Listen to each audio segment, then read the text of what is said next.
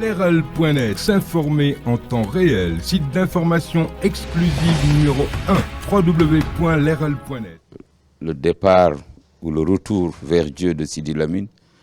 certes est considéré comme une perte incommensurable pour le Sénégal, mais c'est après avoir accompli son œuvre en très peu de temps. Il a inscrit son nom dans l'histoire du Sénégal et certainement dans son devenir. Il en a tracé les sillons yoo xam ni wan na génération yi ñëw ëllëg naka la ñuy yore réew ak fan la nit di toll ci engagement loolu nag yéen am sas bi cette force de perpétuer son héritage ne sera pas facile mais yàlla mën na ko yàlla defal leen ko. Vous le ferez par le savoir, vous le ferez par le pouvoir, vous le ferez par l'humilité, vous le ferez par la constance, la détermination, l'abnégation au prix de sa vie et de sa liberté. Sama nijaay jële Belul Fall moom moo gën a rataxal sama diggante ak Sidi Lamine. Et à des moments où j'étais abandonné de tous, Sidi a été avec moi. Il m'appelait, il me prodiguait des conseils, daf ma daan teg ci yoon. Te xëy na loolu bu jiituwul woon ci ñun dana am ay kàddu yu jib wala ay jëf yu am yoo xam ni tey yaraanga dana taxaw suñu digganteeg ñu bare ñoo xam ni ñaawoon na te waruloon ñaaw teqali ko amoon na te waruloon am defaru waroon mën a jafe te mu yomb loolu nag dafa fekk muy ñoo xam ni comme Sidi Lamine ils n'ont pas attendu d'être associés, ils se sont levés sol seen dal dox ci wax ak man bañ ci tay loolu nag sante wuñu ko keneen ku du sama nijaay Belul ñu ñëw fii fekk fi Abdourahmane Camara, vous l'avez dit, un compagnonnage de très longue durée, un exemple de fidélité et de loyauté. Abdou moom Walfadjri laa ko xamee très jeune encore et il n'a pas beaucoup changé sauf que tous les deux nous sommes devenus,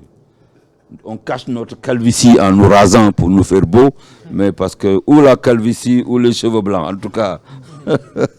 l'un dans l'autre waaye loolu moo jar sant suñu borom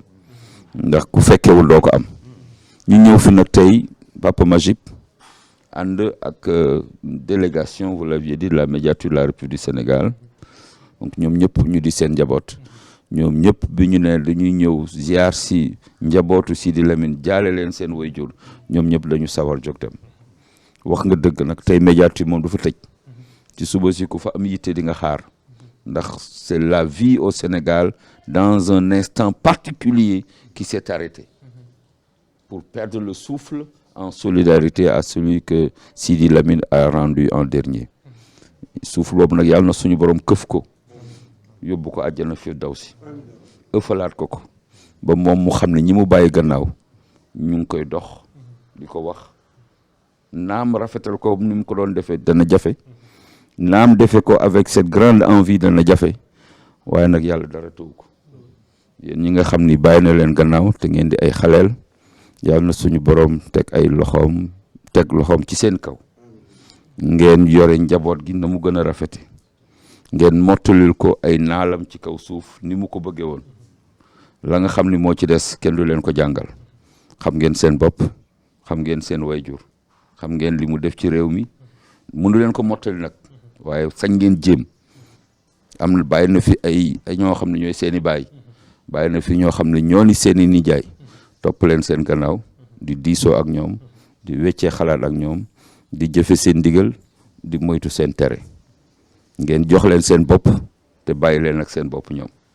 Quant à toi, la lourde responsabilité qui t'échappe, tu en mesures l'ampleur. Ce sera avec beaucoup de calme et beaucoup de sérénité, beaucoup de concertation et beaucoup de consultation. Mais en définitive, tu devras prendre la décision sur la base d'un seul élément. Qu'aurait fait mon père s'il avait été là? Assalamu alaikum wa rahmatullah ta'ala wa barakatuh. Leral.net, s'informer en temps réel, site d'information exclusive numéro 1, www.leral.net.